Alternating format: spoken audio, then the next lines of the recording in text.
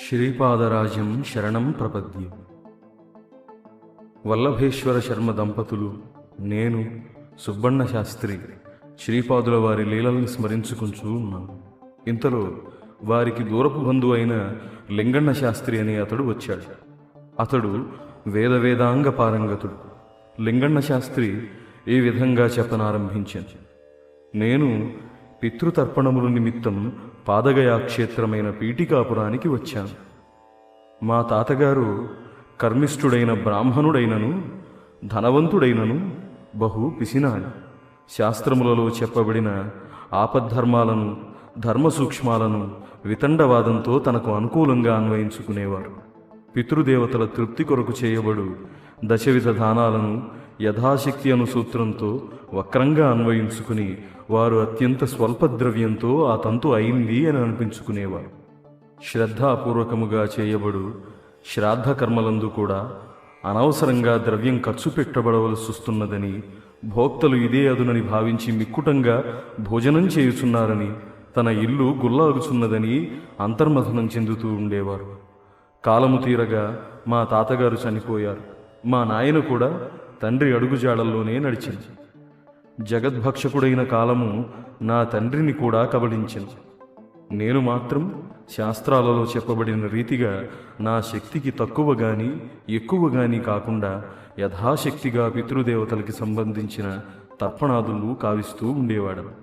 ఇంతలో మా ఇంటిలో అకారణ కలహాలు చెలరేగి మనశ్శాంతి లేకుండెను.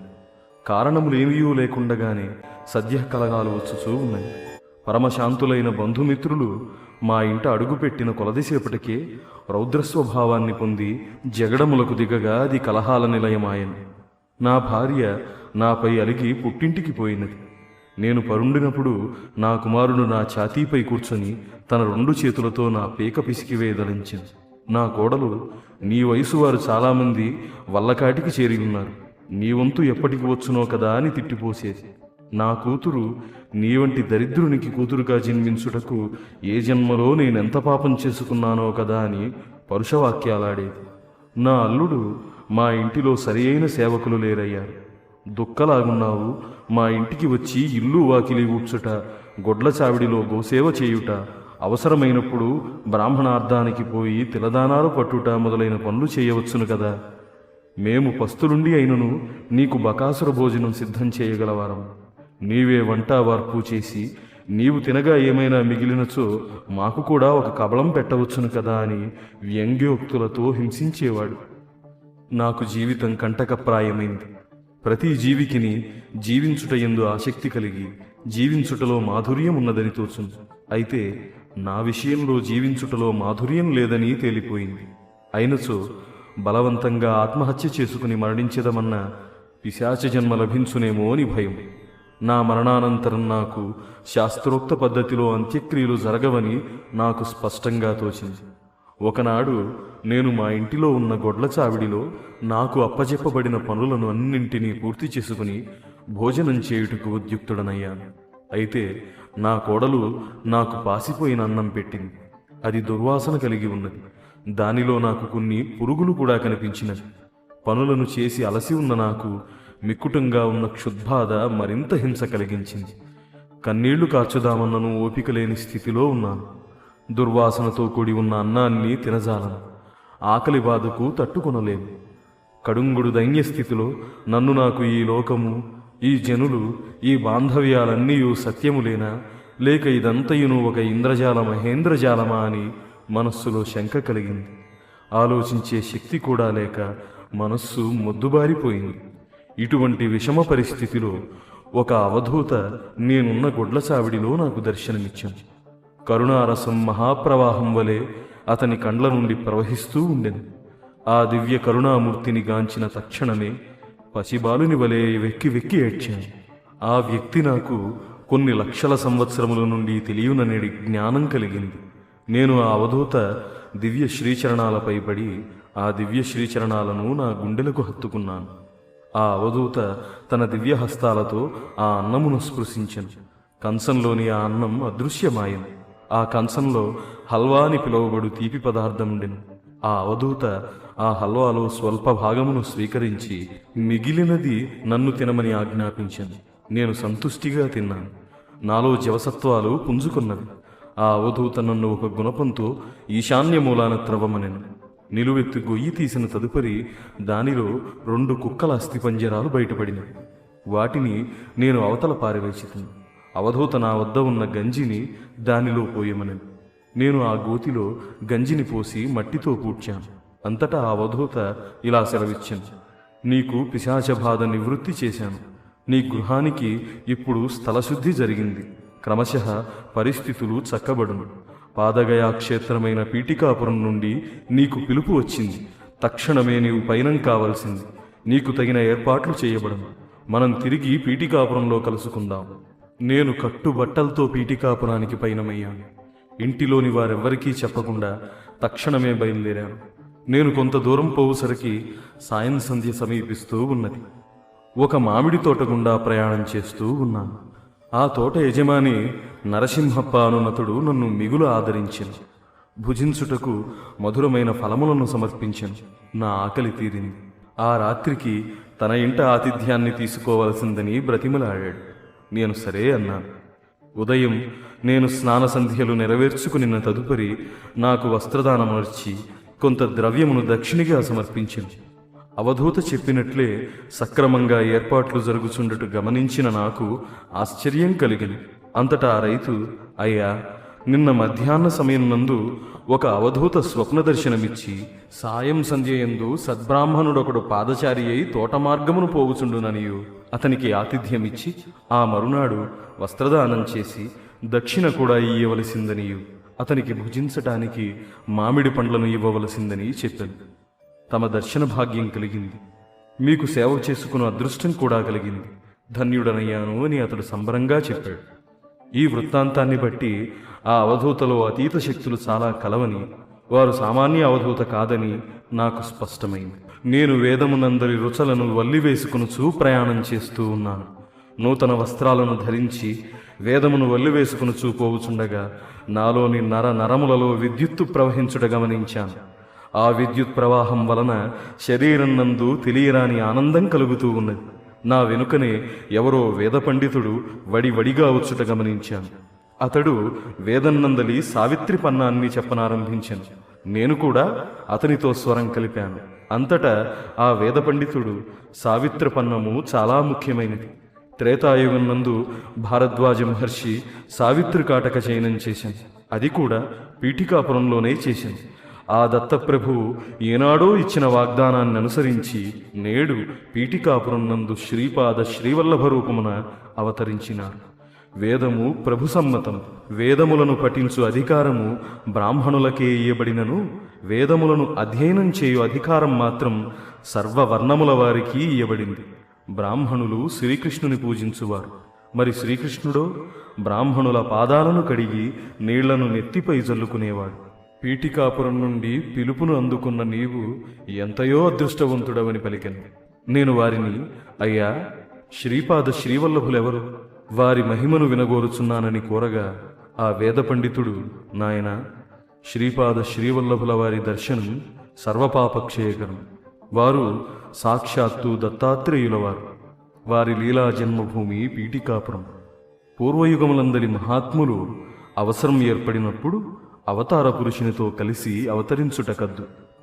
పూర్వయుగమునందు సుశీల, విష్ణుదత్తుడను పుణ్యదంపతులుండేవారు. సుశీలయను ఆ మహాసాధ్వి తన సాధనా ప్రక్రియలో అనసూయామాతతో తాదాత్మ్య స్థితి నందుండేది. దత్త జయంతి రోజున ఆమె ప్రసవ వేదాన్ని అనుభవించేది. విష్ణుదత్తుడు తన సాధనా విశేషాలతో అత్రి మహర్షుల వారితో తాదాత్మ్య స్థితి నొందిడేవారు.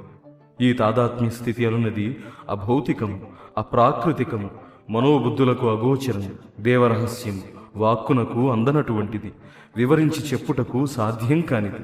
వారే ప్రస్తుతము సుమతీ మహారాణి అప్పలరాజశర్మగా జన్మించారు. వారి తపఃఫలంగా శ్రీపాదులు వారికి సంతానంగా జన్మించారు. వారు కృష్ణ యజుర్వేదులు, ఆపస్తంభ సూత్రులు, భరద్వాజ గోత్రీకులు. పూర్వయుగన్నందలి లాభాద మహర్షి అను వైశ్యముని వాసవి కన్యక అవతారం నందు భాస్కరాచార్యునిగాను, శ్రీపాద శ్రీవల్లభావతారమున సుమతీ మహారాణికి తండ్రి అయిన బాపనార్యులుగాను జన్మించాడు. నీవు పీఠికాపురమున ఆ మహాపుణ్య దంపతులను దర్శనం చేసుకోగలవు. నీకు ఆతిథ్యమిచ్చి వస్త్రదానమును దక్షిణను ఇచ్చిన రైతు పీఠికాపురం నందలి వెంకటప్పయ్య శ్రేష్ఠియను వారి తండ్రి అయిన సుబ్బరామయ్య శ్రేష్ఠియను వారి వద్ద పూర్వజన్మన్నందు పాలేరుగా ఉండేవాడు. పరమ పవిత్రులైన సుబ్బరామయ్య శ్రేష్ఠి వారింట భోజనం చేసిన మహాపుణ్యం వలన అతడు భూస్వామి. అతడు సకల సుఖాలని పొందుచున్నాడు. పీఠికాపురం నందలి వెంకటప్పయ్య శ్రేష్ఠియును నరసింహవర్మయును శ్రీపాదుల వారికి అత్యంత ప్రీతిపాత్రులు. వారికి శ్రీపాదుల వారి యందు వాత్సల్య భక్తి మెండు అని వివరించారు. తదుపరి నేను, అయ్యా, కర్మబంధములు అత్యంత సంక్లిష్ట బంధములని గమనించాను. యజ్ఞము చేయునప్పుడు పవమాన ఘటం బ్రద్దలైన ఎడల ఆ ఘటముతో పాటు ఆధ్వర్యుని శిరస్సు కూడా వెంటనే బద్దలై వాని ప్రాణం పోవునని చెప్పబడింది. నేటి కాలంలోనూ యజ్ఞాలు జరుగుతున్నది. పొరపాటున పవమాన ఘటములని చెప్పబడు ఆ మూడింటిలోనూ ఏదైనా ప్రమాదవశాత్తు బద్దలైనచో ఆధ్వర్యుని శిరస్సు బద్దలగుటలేదు. దీనికి కారణమేమి? ఇలా వేదశాస్త్రములందు చెప్పబడిన విషయాలు శుభాలను కలిగించేవి గాని అశుభాలను కలిగించేవి గాని సంభవింపకపోవుట చేతనే నాస్తికులు వేదశాస్త్రములను అవహేళనము చేయుచున్నారు అని వారిని అడిగి తిని దానికి ప్రతిగా ఆ మహామహులిట్లు వచించారు. నాయన, ప్రస్తుత కాలంలో నిర్వహింపబడు యజ్ఞములలో పవమాన ఘటంలో విద్యుత్తు మొదలైన ప్రాణహారక పదార్థాలు లేవు. యజ్ఞమును నిర్వహించు ఆధ్వర్యుడు గొప్ప సాధకుడై ఉండవలెను. అతనిలో యోగాగ్ని ప్రస్ఫుటంగా ఉండవలెను. ఆ యోగాగ్నియే పవమాన ఘటంలో విద్యుత్తును కలిగించగలదు. మహాయోగి అయిన వాడు ఆధ్వర్యుడై యజ్ఞమును చేసిన ఎడల సద్యఫలితములు కలిగి లోకశ్రేయస్సు కలుగును. అలా కాక నామమాత్రంగా జరుగు ప్రక్రియల వల్ల వేదశాస్త్రోక్త ఫలములను పొందజాలము. యజ్ఞయాగాది కర్మలలోనిచ్చే దక్షిణలు 16, 116, 1016 అనడి సంఖ్యాభేదాలకు కూడా ఎంతో రహస్యార్థమున్నది. గోత్రమనున్నది పితృ సంబంధమైనది. ఈ ధర్మం సృష్టి ఉన్నంత వరకు మార్పు చెందనిది. సాపిండ్యమనున్నది మాతృ సంబంధమైనది. ఈ ధర్మం దీనికి 7 పురుషములకు నివృత్తమగును. వివాహమునకు పుత్రుడు ధనము అను 2 ఫలములు గలవు. ఈ రెంటిని పొందుటకు స్త్రీ అనేది అగ్ని ముఖ్యముగా కావలను. గుణభేదమే లేని శ్రీపాదుల వారికి కులభేదాలెలా ఉండును? వారు భావాద్వైతాన్ని బోధించుచున్నారు, కర్మాద్వైతమును కాదు. ఆదిశంకరుల వారి వలె శ్రీపాదుల వారు పక్షపాతరహితులు. ఆదిశంకరులు హేమ విద్యను సత్వగుణ ప్రధానులైన బ్రాహ్మణులకు ఉపదేశింపక రజోగుణ ప్రధానులను పరోపకార పరాయణులకు కళ్ళు గీసుకుని జీవించు గౌడ కులస్తులకు ఉపదేశించారు. అలాగే శ్రీపాదుల వారు కూడా జాతి మత వర్ణ వయో వివక్షత లేకుండా వారి వారి యోగ్యతానుసారం తమ అనుగ్రహాన్ని ప్రసరింపజేస్తారు. ఆదిశంకరుల వారు హేమ విద్యను బ్రాహ్మణులకు ఉపదేశించిన వారు లోభులై ధన వ్యామోహాలందు చిక్కి స్వధర్మానుష్ఠానమును మరిచిపోదురు. మనస్సు, బుద్ధి, అహంకారము, భూమి ఆది పంచతన్మాత్రలు అనే ఈ 8 జడ ప్రకృతులు అంటారు. చిత్ప్రకృతితో కలిపిన ఎడల ఇవి 9. 1 అనున్నది చిత్ప్రకృతికి ప్రతీకం. 2 నుండి 9 వరకు ఉన్న ఈ 8 అంకెలు 8 జడ ప్రకృతులకు ప్రతీకలు. శూన్యమనున్నది బ్రహ్మతత్వమునకు ప్రతీకము. పూర్ణముతో కూడిన 9 అంకెల వలన పుట్టిన గణితము ప్రకృతుల కార్యకలాపమునకు అనగా సృష్టికి ప్రతీకమై ఉన్నది. శ్రీపాదుల వారు 2 చపాతీల కోసం దో చౌపాతి దేవులక్ష్మి అని హాస్యముగా భిక్ష అడుగుచుండేవారు. ఇది 2, 4, 9, 8 అను సంఖ్యకు ప్రతీక. వారి ప్రతి కదలికలోనూ వాక్కులోనూ నానా అర్థాలు గోచరిస్తూ ఉండేవి. సృష్టిలోని సమస్త ద్వంద్వములకు 2 ప్రతీక. స్థూల సూక్ష్మ కారణ మహాకారణ శరీరాలకు 4 ప్రతీక. మార్పులకు లోనుగాని బ్రహ్మతత్వానికి 9 ప్రతీక. శ్రీపాదుల వారు అర్ధనారీశ్వరుడు. నేను బృహశిలానగరమని పిలువబడు పెనుగొండ గ్రామానికి చెందినవాడను. నన్ను గణపతి శాస్త్రి అని అంటారు. నేను వేదాధ్యయనం చేయు నిమిత్తం వాయసపుర అగ్రహారమునకు వచ్చితిని. గురు శుశ్రూష చేయుచు వేదాన్ని నేర్చుకున్నాను. మా గురుదేవులకు వారి గృహమునకు సమీపంనే భూములు కలవు. వారికి గోగణం కూడా విస్తారం. నేను గోవులను మేపుటకు పొలానికి పోయాను. ఒకనాడు పశువుల కాపరి వేషమున ఉన్న దివ్య తేజో విరాజితుడైన 10 సంవత్సరాల వయస్సు కల బాలకుడొకడు మా భూమిలోనికి వచ్చింది. అతడు మెడలో జందెమును ధరించి ఉన్నాడు. కావున నేను బ్రాహ్మణ బాలకుడని నిశ్చయించుకుని నిర్ధారణ కొరకు అతన్ని అడిగాను. అంతటా ఆ బాలకుడు, నేనే, నాలో సమస్త తత్వాలు ఉన్నవి, అన్నింటికీ ఆధారభూతుడనైన నేను మాత్రం నేనే. నాలోని బ్రాహ్మణ లక్షణాలను గాంచి నీవు నన్ను బ్రాహ్మణుడని భావించిన అది తప్పు కాదు. అయితే అంత మాత్రమే సత్యమూ కాదు. నాలో క్షత్రియ లక్షణాలను గాంచి నన్ను క్షత్రియుడని అనుకున్న అది అసత్యం కాదు. అయితే అంత మాత్రమే సత్యమూ కాదు. నాలో వైశ్య లక్షణాలను గాంచి నన్ను వైశ్యుడని అనుకున్నను అది అసత్యం కాదు. అయితే అది మాత్రమే సత్యమూ కాదు. నాలో శూద్ర లక్షణాలను గాంచి నన్ను శూద్రుడనుకున్నను అది తప్పు కాదు. అయితే అది మాత్రమే యథార్థమూ కాదు. నన్ను నీవు చండాలునిగా భావించినను తప్పు కాదు. కానీ అది కూడా యథార్థం కాదు. నేను సమస్త పరిమితులకు అతీతుడను. సత్యములుగాను అసత్యములుగాను తోచెడి ప్రతి విషయమునకు నేను అతీతుడను, ఆధారభూతుడను. నేను పరమసత్యమును. ఆ సత్యతత్వము అన్ని అవధులకు ఆవల ఉంటుంది. నా యొక్క ధర్మము పరమధర్మము. అది సమస్త ధర్మాలకు అతీతం, ఆధారభూతము కూడా. నాది పరమ ప్రేమతత్వం. సృష్టిలోని జీవులలో నుండే ప్రేమతత్వాలన్నింటికంటే సుదూరంలో ఉండును. అంతేకాకుండా వాటి అన్నింటికి ఆధారంగా ఉండును. నన్ను నీవు పురుషునిగా భావించిన స్త్రీ వలె ప్రవర్తించదను, స్త్రీగా భావించిన పురుషుని వలె ప్రవర్తించదను. నన్ను అర్ధనారీశ్వరుడను పొందువా, ఆ 2 రూపాలు వ్యక్తమగుటకు ముందున్న మనోవాచమగోచరమైన ఆ దివ్యానంద తత్వాన్ని రుజువు చేస్తాను. ఇంత విలక్షణాలతో కూడిన నన్ను ఏమని తెలుసుకోగలవు అని ప్రశ్నించింది. నాకు అతడు చెప్పునదంతయును మహోగ్ర జ్వరపీడితుని సంధిప్రలాపం వలె తోచినది. పైత్యము మితిమీరినప్పుడు అవాక్కులు చెవాక్కులు వచ్చునని తలంచితిని. నా మనో అవస్థను గమనించుచున్న ఆ బాలుడు, నేను ఇప్పుడు శనీశ్వరునితో మాట్లాడుచున్నాను. ఆ శనీశ్వరుడు, నేను ఈ గణపతి శాస్త్రిని ఎంత చమత్కారంగా చిత్ర విచిత్రములైన బంధనాలలో పడవేసి హింసించదనో ఆ వేడుకను తమరు వీక్షించుడు ప్రభు అని నాతో అనుచున్నాడు. కానీ నేను గణపతి శాస్త్రి కర్మఫలములను గోక్షీర రూపంలో గ్రహింపబోచున్నాను. ఇతనిని నీవు బంధనంలో పడవేయజాలవని శనీశ్వరునితో అన్నాను అని గణపతి శాస్త్రికి తెలిపింది. ఆ మాటలు విన్న వెంటనే నాలో కంపరం బయలుదేరింది. వాస్తవమునకు ఆ సమయంలో నా జాతకంలో చాలా చెడు దశ జరుగుతూ ఉన్నది. నేను ఏమీ మాట్లాడలేని స్థితిలో ఉండగానే ఆ పశువుల కాపరి ఒక ఆవు వద్దకు పోయి, గాయత్రి, నాకు ఆకలి అగుచున్నది, పాలివ్వగలవా అని ప్రశ్నించింది. ఆ గోమాత అవునని సూచించు అర్థంలో తన తలను త్రిప్పింది. దాని పొదుగు పాలతో నిండి క్షీరధారలు భూమిపై పడుచుండింది. ఆ పశువుల కాపరి తృప్తిగా ఆ పాలను త్రాగింది.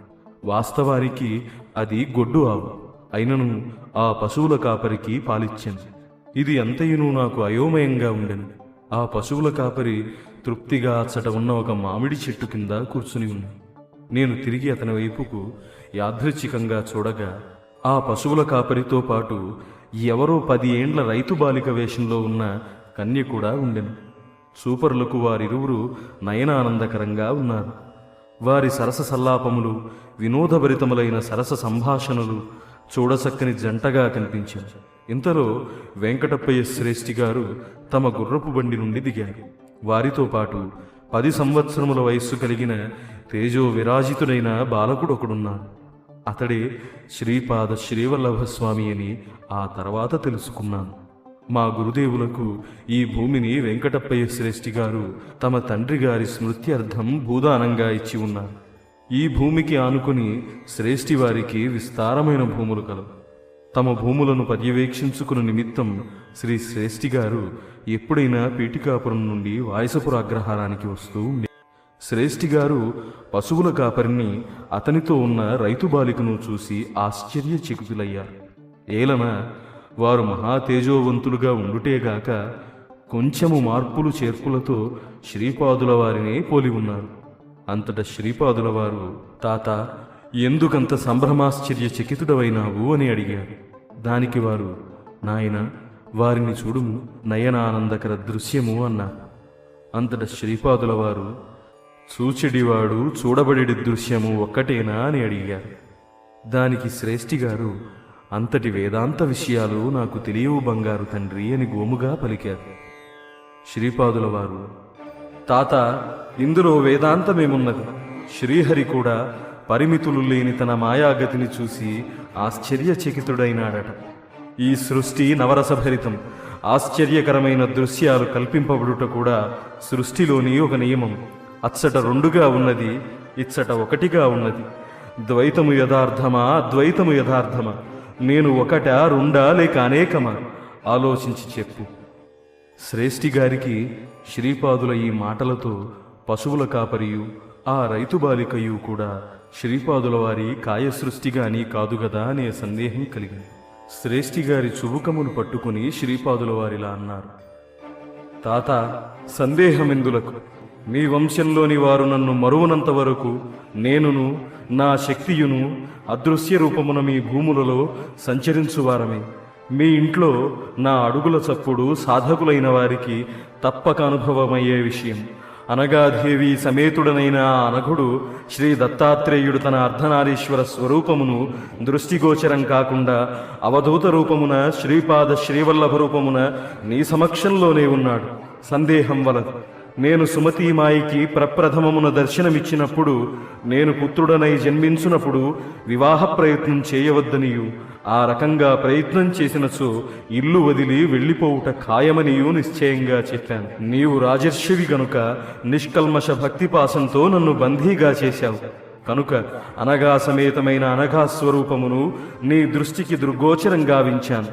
శ్రీపాదుల వారి సన్నిధిలో కారణం లేని కార్యం జరుగజాలదు. సృష్టి విధానం చిత్ర విచిత్రమైనది. కర్మలు, వాటి ఫలితములు, అవి సంభవించు దేశకాలములు నాచే నిర్ణయించబడుచున్నవి. మూఢులైన జనులకు నా చర్యల ద్వారా, లీలల ద్వారా, మహిమల ద్వారా జ్ఞానబోధ చేయుట నా అవతార కార్యక్రమంలో ఒక భాగం. శ్రీపాదుల వారు ఈ ప్రకారంగా పలికి మేము చూస్తూ ఉండగానే కాంతి స్వరూపాన్ని పొంది మామిడి చెట్టు వైపుకు వెళ్ళారు. చూస్తూ ఉండగానే రైతు బాలికయు పశువుల కాపరియు కాంతి స్వరూపాన్ని పొంది శ్రీపాదుల వారిలో లీనమయ్యారు. కాలము కాని కాలములో మామిడి చెట్టునకు కాయలు కాయుట అసంభవమైన విషయం.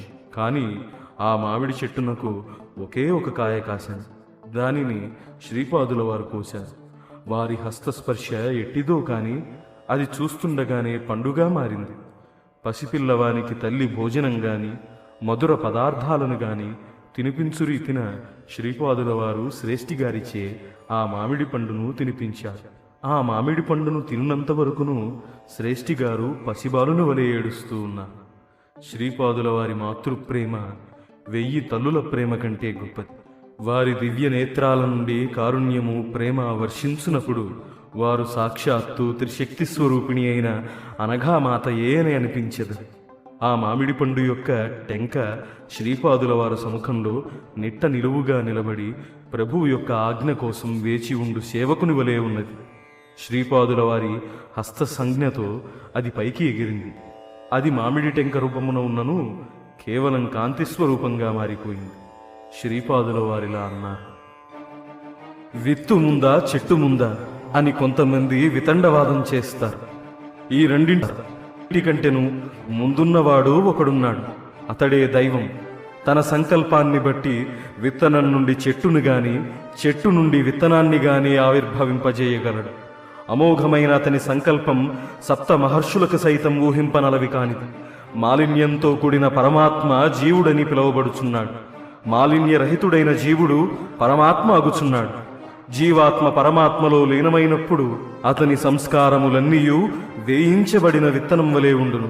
అయితే పరమాత్మకు సంకల్పం కలిగి తనలో విలీనమైన జీవాత్మను తిరిగి సృష్టి చక్రంలోనికి తీసుకురాదల్చిన అతనిని అడ్డుకొనగలుగు శక్తి లేదు. అయితే తనలో లీనమైన జీవులను సృష్టిలోనికి తీసుకువచ్చినప్పుడు వారు కారణజన్ములై దైవ కార్యాలకు నిర్వహింతురు. జన్మాంతరమున వారు తిరిగి పరమాత్మ యందు లీనమగుదురు. పరమాత్మయందు లీనం కాక అత్యంత సామీప్యమున ఉండదలిచిన జీవులు ఆ ఆనందమయ స్థితిలోనే ఉండదలిచెదరు. అట్టి వారిని కూడా పరమాత్మ దైవకార్య నిర్వహణార్థం కారణజన్ములుగా జన్మింపజేయును. జన్మాంతమున వారు పరమాత్మయందు లీనముగాక అత్యంత సామీప్య స్థితి ఎందే ఉండి దివ్యానందాన్ని అనుభవించెదరు. జీవాత్మ వేరు పరమాత్మ వేరు అను స్థితిలో ఉండగోరు జీవులు కారణజన్ములై దైవకార్యమును నిర్వహించిన తదుపరి తిరిగి పూర్వస్థితిలోనే జన్మాంతమున ఉండెదరు. ద్వైత స్థితి గాని అద్వైత స్థితి గాని విశిష్టాద్వైత స్థితి గాని జీవుల యొక్క కోరిక మేరకు ప్రసాదింపబడును. అందువలన జనులు అద్వైతం గొప్పదా, విశిష్టాద్వైతం గొప్పదా, ద్వైతం గొప్పదా అని వాదులాడుట తగదు. సృష్టి స్థితి లయాలు అనుక్షణం జరుగుతూనే ఉండును. బ్రహ్మ విష్ణు రుద్రులు తమ తమ కల్పాంతములలో పరమాత్మ యొక్క అవ్యక్తానందమయ స్థితి యందు ఉండెదరు. వారు తిరిగి మహాసంకల్పాన్ననుసరించి వ్యక్త స్థితికి వచ్చి వారి కోసమే నూతనంగా సృష్టింపబడిన బ్రహ్మాండాలయందు సృష్టి స్థితి లయాలు కావించెదరు. నవవ్యాకరణ పండితుడైన హనుమంతుడు రాబోవు కల్పములలో బ్రహ్మగా ఉండును. జీవులకు వారి వారి సంస్కారాలను బట్టి యోగ్యతా విశేషాలను బట్టి విశ్వ పరిపాలనా కార్యక్రమంలో బాధ్యతలు ప్రసాదింపబడును. అందువలన సృష్టి అందరి బ్రహ్మాండాలు అనేక కోట్లు. వాటి పరిపాలనా నిర్వహణకు వినియోగింపబడు దేవతా శక్తులు కూడా అనంతంగా ఉండును. ఆ దేవతా శక్తులకు ప్రతిబంధకములుగా ఉండు రాక్షస శక్తులు కూడా అనంతంగా ఉండును. తురుష్కులు సగుణోపేతుడైన నిరాకారుని అల్లా అని పిలిచెదరు. క్రైస్తవులు సగుణోపేతుడైన నిరాకారుని యెహోవా అనియు, సృష్టి యందు ప్రతిబింబించిన కూటస్థ చైతన్యమును కుమారుడైన యేసు అనియు, సాంత్వమును ఆదరణను ప్రేమను కరుణను సమకూర్చు దివ్య చైతన్యమును పవిత్రాత్మయనియు వ్యవహరిస్తారు. సమస్త ధర్మములందును మతములందును సిద్ధాంతములందును స్వప్రకాశంతో వెలుగొందువాడను నేనే. ఆయా జీవుల అభీష్టాలను బట్టి అభిరుచులను బట్టి వారిని అనుసరించు మార్గాలు బట్టి ఆయా స్థితులను బట్టి భిన్న భిన్న తత్వాలతో తోచువాడను నేనే. నేను సర్వతంత్ర స్వతంత్రుడను కనుక సాధ్యాసాధ్యములు లేనివాడను కనుక నాకు నిర్దిష్టమైన విధి విధానమనేది లేదు. సమస్త దేవీ దేవతా స్వరూపాలలోనూ అంతర్నిహితముగా జాజ్వల్యమానంగా ప్రకాశించువాడను నేనే. కనుక ఆయా స్వరూపముల ద్వారా పూజలను స్తోత్రాలను అందుకునివాడను నేనే. అందరినీ అనుగ్రహించువాడను నేనే. కలిపురుషుని మాయ అంతమైన వెంటనే సర్వమతముల సారమైన సనాతన ధర్మమే నా స్వరూపమనే జ్ఞానం ఉదయించును. సాధకుడు బహిర్యాగము ద్వారానైనను అంతర్యాగం ద్వారానైనను నన్ను పొందవచ్చును. సాధకుడు బహిర్ముఖుడైనను అంతర్ముఖుడైనను సదా నేను వానిని కనిపెట్టుకుని ఉండువాడను. ప్రేమతో పలకరించువాడను నేనే. వేదాలలో కూడా సత్యం జ్ఞానం అనంతం బ్రహ్మమని చెప్పబడింది. నేనే సత్యజ్ఞానానంత బ్రహ్మస్వరూపాన్ని. నాస్తికునకు దేవుడు లేడని ప్రబోధించువాడను నేనే. ఆస్తికునకు దేవుడు ఉన్నాడని హెచ్చరిక చేయువాడను నేనే. సమస్త గురుస్వరూపాన్ని నేనే. సత్యలోకము సత్యనామము గోలోకము మహాశూన్యము మొదలైన సమస్త సాధనా స్థితులలోనూ స్వయం ప్రకాశంతో వెలుగొందువాడను నేనే. ఎవరైతే నిర్మల భక్తితో నన్ను ఆరాధించెదరో సర్వభారాలను నాపై వేసి సర్వస్య శరణాగతి పొందుదురు అట్టివారి యోగక్షేమాలను నేను సదా కనిపెట్టియుండువాడను. నేను శ్రీపాదుడను, శ్రీవల్లభుడను. తాత, ఆనాటి అత్యంత ప్రాచీనమైన యుగం నాటి అత్రి అనసూయానందనుడే ఈనాటి శ్రీపాద శ్రీవల్లభుడు. భరద్వాజ ఋషికిచ్చిన వాగ్దానాన్ని బట్టి పీఠికాపురంలో అవతరింపవలసి వచ్చింది. శ్రీ వెంకటప్పయ్య శ్రేష్ఠి కనుల వెంబడి ధారాపాతంగా ఆనందాశ్రువులు రాలుచుండెను. వారు శ్రీపాదుల వారిని గాఢంగా ఆలింగనం చేసుకున్నారు. వారు అనుభవించిన తన్మయత్వం వర్ణనకు అందదు, వాక్కులతో తెలియజేయలేనంతటి. కొంతసేపైన తరువాత శ్రేష్ఠి గారిలా అన్నారు: నాయన బంగారు తండ్రి, మా వంశం పైన నీ అనుగ్రహం ఉండని, మా గోత్రం పైన నీ అనుగ్రహం ఉండని, మా ఆర్యవైశ్యకులం పైన నీ అనుగ్రహం ఉండని అని కోరగా శ్రీపాదుల వారి తాత తథాస్తు. బ్రాహ్మణునకు ఒక వరము కోరుకొను అధికారం కలదు. క్షత్రియునకు 2 వరములు, వైశ్యునకు 3 వరములు, శూద్రునకు 4 వరములు కోరుకును అధికారమున్నది. నీవు కోరుకును 3 వరములను అనుగ్రహించాను. 33 కోట్ల దేవతల సాక్షిగా వాగ్దానం చేయుచున్నాను. నా పేరిట నా మాతామహులైన శ్రీ బాపనార్యుల ఇంట సరిగ్గా నా జన్మస్థానం శ్రీపాద శ్రీవల్లభ మహాసంస్థానం ఏర్పడును. నీ నుండి 33వ తరం నడుచుచుండగా శ్రీ బాపనార్యుల నుండి 33వ తరం నడుచుచుండగా శ్రీ నరసింహవర్మ నుండి 33వ తరం నడుచుచుండగా ఈ వంశంలోని 33వ తరం వ్యక్తిని నిమిత్తమాతృనిగా చేసి నా సంస్థానాన్ని నేనే ఏర్పాటు చేసుకుంటాను. మీ వంశ మూల పురుషుడైన మార్కండేయ మహర్షిని ఆదేశించుచున్నాను. మార్కండేయ మహర్షి ప్రతి గురువారం మధ్యాహ్న సమయంలో ఏదో ఒక రూపంలో నాకు నైవేద్యమీయబడిన పదార్థాలలో ఎంతో కొంత భాగాన్ని స్వీకరించుగాక. దాని వలన మార్కండేయ గోత్రం నందు జనించిన వారలకు మేలు కలుగునుగాక. నీవు కోరునట్లే ఆర్యవైశ్యులపైన అనుగ్రహమున్నది. ఆర్యవైశ్యులకు రాజ్యాధికార యోగం కలుగునట్లు ఆశీర్వదించుచున్నాను. దానికి ప్రతిగా భవిష్యత్తులో ఆర్యవైశ్యుడకుడు భారత ప్రభువు కాగలడు. విచిత్రమైన నాడీ జోస్యం నందలి సూచనను బట్టి పీఠికాపురం రాగలడు. మెండుగా నా అనుగ్రహాన్ని పొందగలడు. ఆ తరువాత నేపాళ దేశం నుండి భక్తజనులు అసంఖ్యాకంగా పీఠికాపురానికి నా దర్శనార్థం రాగలరు. నా యొక్క శాసనం శిలాశాసనం. సృష్టిలోని ఏ ప్రాణికిని అది అనుల్లంఘనీయమైన శాసనం. తాత, నా జేగంట రకరకములైన మార్పులకు లోనై నా మూర్తి ప్రతిష్ఠింపబడిన స్థలంలో భూమిగతమయ్యుండును. జేగంట చేరిన దానికి గుర్తుగా అచ్చటి త్రవకములలో కొన్ని మృన్మయ పాత్రలు లభించును. పీఠికాపురం నందు నిర్మింపబోవు నా మహాసంస్థాన ద్రవ్య సహాయం చేయుటకు ఎంతో సుకృతం కావాలి. ఏదో ఒక జన్మలో ఆర్యవైశ్యకులం నందు జన్మించి పీఠికాపురంలో ఏదో ఒక సంబంధం కల వ్యక్తి నుండి మాత్రమే ద్రవ్య సహాయం సమకూరును.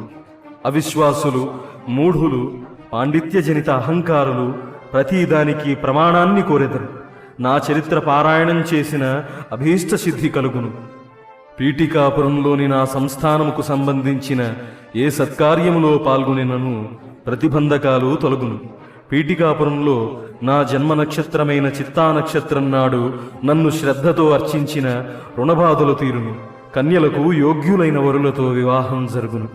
భూత ప్రేత పిశాచాది అదృశ్య శక్తుల బాధలు తొలుగును. శ్రావణ శుద్ధ పౌర్ణమి నాడు శ్రీ వాసవి కన్యక నాకు రక్షాబంధనం కట్టు పుణ్యదినము. ఆనాడు పీఠికాపురంలో నా సన్నిధిలో నుండి వారలకు చిత్రగుప్తుడు మహాపుణ్యాన్ని లిఖించును. నేను స్వతః ప్రమాణము. నా లీలలో స్వతః ప్రమాణము. సూర్యుని సూర్యుడని తెలుపుటకు వేరే ప్రమాణమేల. శ్రీపాదుల వారి లీలలు అనితర సాధ్యములు. ఆ మరునాడు నేను వల్లభేశ్వర శర్మ దంపతులు, సుబ్బన్న శాస్త్రి, లింగన్న శాస్త్రి శ్రీపాదుల వారి దర్శనార్థం కురుంగడ్డకు వెళ్ళాము.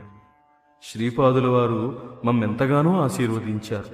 చిరునవ్వుతో ఇలా అన్నా, ఆహా, ఏమి చర్చలు, ఏమి చర్చలు! శ్రీపాద శ్రీవల్లభ మహాసంస్థానం ఏర్పడుటకు చాలా కాలం గడువవలను కదా. మల్లాది వారి రుణము, వెంకటప్పయ్య శ్రేష్ఠి గారి రుణము, వత్సవాయి వారి రుణము తీరేదెన్నటికో. ఈ విధంగా పలికి మౌనముద్ర వహించారు. శ్రీపాద శ్రీవల్లభులకు జయము జయము.